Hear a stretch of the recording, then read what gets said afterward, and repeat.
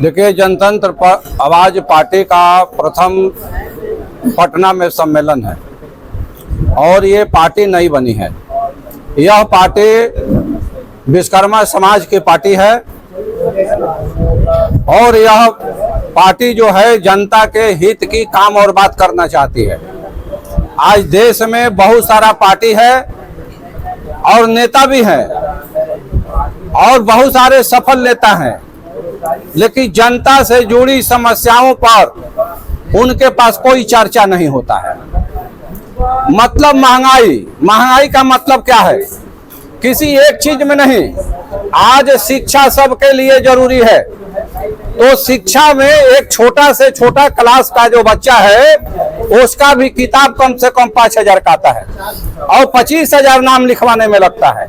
तो मैं इस महंगाई की बात कर रहा हूँ। साथ ही जिंदगी जीने के लिए राशन पताई चाहिए, खाद्य सामग्री चाहिए, उसका दाम जो है आसमान छू रहा है। और हमारे देश के जो नेतागण हैं, इनको सारी सुविधाएं, भोजन पानी सरकार से फ्री मिलता है। अगर घर में ये खाते हैं तो इनका सब जो है आलू प्याज से लेकर टमाटर और चावल दाल तक इंपोर्टेड होता है, जो हम लोग को दर्शन भी नहीं होगा। दूसरी बात कि ये लोग सिर्फ अपने एसी का मजा लेते हैं। सब्जी मंडी में खाद्य जहां बिकता है खाद्य पदार्थ, वहां ये मार्केटिंग करने नहीं जाते हैं कि इनको पता चले कि कल किसी चीज का दाम क्या था, आज किसी का दाम क्या था।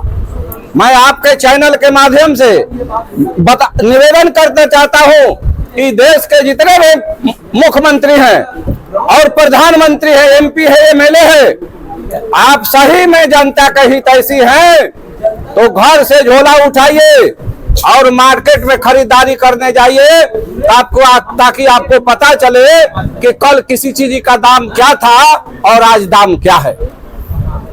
मैं बताना चाहता हूं कि कांग्रेस की सरकार बहुत खराब थी, महंगाई ला दिया था, लेकिन कांग्रेस की महंगाई के कारण लोगों ने कांग्रेस को विदाई करके नरेंद्र मोदी जी को लाया। मोदी जी ने क्या किया कि जितनी उस समय महंगा था उसका 5 गुना आज महंगाई थोपने का काम किया। आज टेलीकॉम के क्षेत्र में आप देख लीजिए, बिजली का जो मीटर है, जो बिजली जलाते हैं, इसके क्षेत्र में देख लीजिए, बिजली का मीटर ही बदल दिया, बहुत तेज और फास्ट गति से चलने वाला मीटर लगा दिया। इसके माध्यम से लोगों का शोषण हो रहा है। तो मैं बोल रहा हूं कि सरकारें रहती है सिस्टम को कंट्रोल करने के लिए, बशर्ते कि ये लोग प्राइवेटेशन करके खुला छूट दे दिया कि आज देश में 400-500 रुपया कमाने वाला व्यक्ति घर का 5 गो मोबाइल कैसे रिचार्ज कराएगा, बिजली का बिल कैसे भरेगा, बच्चे को कैसे पढ़ाएगा, भोजन कैसे चलेगा।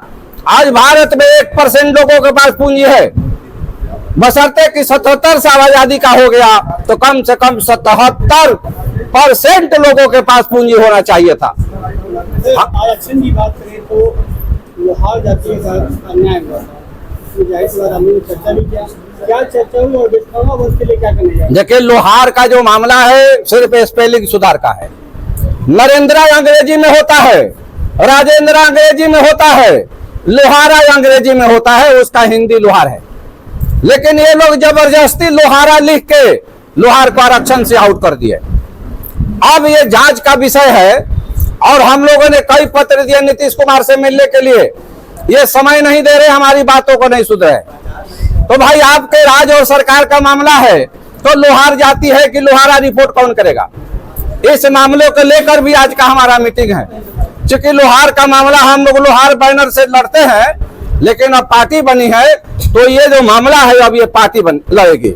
आने वाले समय में नीतीश कुमार का कार्यालय हम लोग घेरने जा रहे हैं और एक ही बात बोलेंगे कि लोहार और लोहारा में जाति कौन है, आप बता दीजिए, नहीं तो आपके पास सत्ता और शासन है, गोली मारकर मुआ दीजिए, न रहेंगे न आपसे लोहार लोहारा की बात हम लोग करेंगे। विधानसभा चुनाव लड़ने जा रहे हैं तो क्या विश्वकर्मा समाज के लोगों को टिकट देंगे? अभी लोकसभा हमने लड़ाया जिसमें 2 विश्वकर्मा समाज के लोग लड़े, 4 अदर लड़े और निश्चित तौर से पार्टी विश्वकर्मा समाज की बनी है तो आने वाले 243 सीट में आह्वान है कि जितने भी विश्वकर्मा बंधु चुनाव लड़ने के लायक है, लड़ना चाहते हैं, वो आकर संपर्क करें। पिछले कई वर्षों से राजनीतिक भागीदारी नहीं मिल पाई है, क्या लगता है विधानसभा के बाद? तो जब तक आप दल नहीं बनाइएगा आपको राजनीतिक भागीदारी नहीं मिलेगा। आज जिन जातियों का चमार, दुसाध, मुसहर, मल्लाह, आहिर, कोइर, कुर्मी, राजपूत, बाबर को जो सत्ता में भागीदारी मिला है वो दल के कारण मिला है। हमारे पास दल नहीं था, हम दल में फंसे हुए थे। आज हमारे पास दल हो गया, हमने लोकसभा चुनाव लड़ा लिया, आने वाला समय में विधानसभा लड़ाएंगे। हारना जितना अलग की बात है, जब हम लड़ेंगे तभी तो कामयाबी की ओर बढ़ेंगे। लेकिन आज मैं आप लोगों के सामने जो मुद्दा उठा रहा हूं, मैं दावा करता हूं कि बिहार का कोई भी लीडर महंगाई के मुद्दे पर इतना बेबाकी से बात नहीं करेगा। सरकार बनती है सत्ता सिस्टम को संभालने के लिए, जनता को हर सुविधा देने के लिए, राहत देने के लिए। लेकिन आज देश में चलने वाली कोई भी राज्य की सरकार हो, महंगाई बढ़ाओ, महंगाई बढ़ाओ, रोज कॉलेज यूनिवर्सिटी खुल रहे हैं, लोग कर्ज लेके पढ़ रहे हैं, मगर सरकार की जो नौकरी है बंद है। तो पढ़ने से क्या फायदा है? उससे बढ़िया है कि जाहिल ही रखो। मेरा नाम राजकिशोर शर्मा, राष्ट्रीय अध्यक्ष जनतंत्रवाद पार्टी। लोहार समाज की आवाज हम लोग लगातार उठाते आए हैं और एक संगठन के माध्यम से उठाए हैं। सरकार नहीं सुन रही थी, मजबूर होके हम लोग सत्ता में प्रवेश करने के लिए पार्टी का निर्माण किए, जनतंत्र आवाज पार्टी।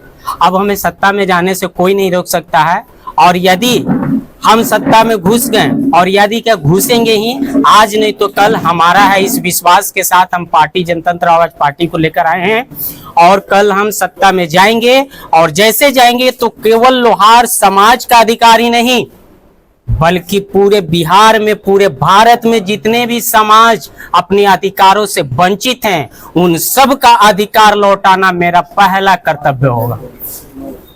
लोहार जाति का अन्याय हुआ था, जैसे आप विधानसभा चुनाव जीत के जाएंगे और विश्वकर्मा वंश की आप लोग बात कर रहे हैं, तो क्या विधानसभा चुनाव में विश्वकर्मा समाज के लोगों को टिकट देंगे? विधानसभा चुनाव या किसी भी तरह का चुनाव हो जहां से पार्टी का टिकट दिया जाता है, विश्वकर्मा समाज अगर हमारे साथ आना चाहता है तो खुला दरबार है। कोई भी समाज आना चाहता है तो जनतंत्र आवाज पार्टी का द्वार 24 घंटा खुला है।